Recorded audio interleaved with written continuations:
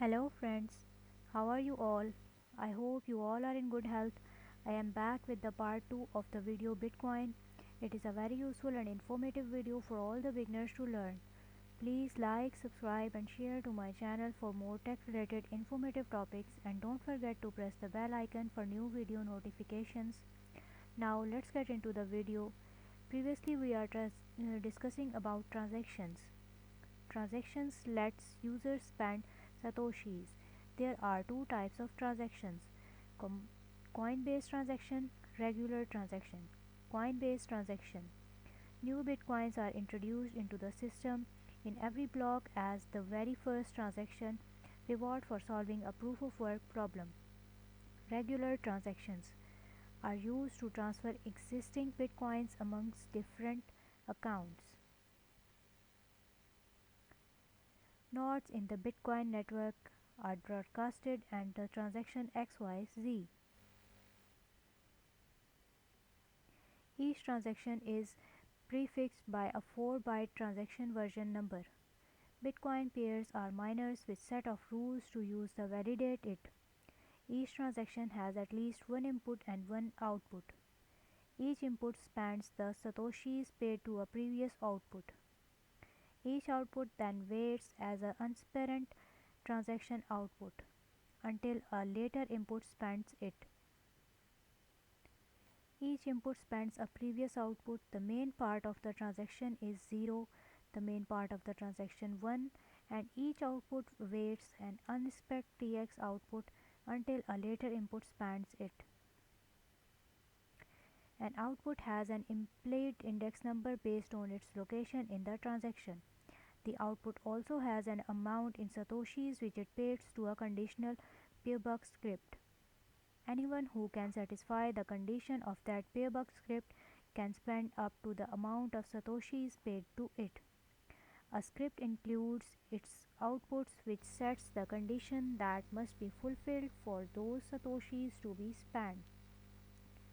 Data for fulfilling the conditions can be provided in a signature script called a script pub key in code. An input uses a transaction identifier (TXID) and an output index number, often called want, for output vector to identify a particular output to be spent. It also has a signature script which allows it to provide data parameters that satisfy the conditionals in the pub key script. Data generated by a spender, which is almost always used a variable to specify a pub key script called a script sign in code. Overview of transaction spending code. Transaction 0 and transaction 1, we have example output paying a pub key script, and we have example input spending the example output. Not shown versions inputs log time. Not shown version output log time.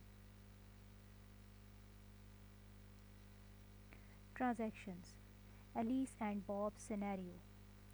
Alice used to send Bob a transaction which Bob later uses to spend that transaction. Both Alice and Bob will use the most common form of the standard pay to public key hash P2PKH transaction type.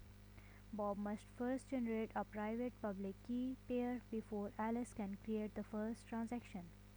Bitcoin uses the elliptic curve digital signature algorithm with the escape 56K1 curve. Escape 56K1 private keys are 256 bits of random data. A copy of that data is domestically transformed into a escape 561 public key.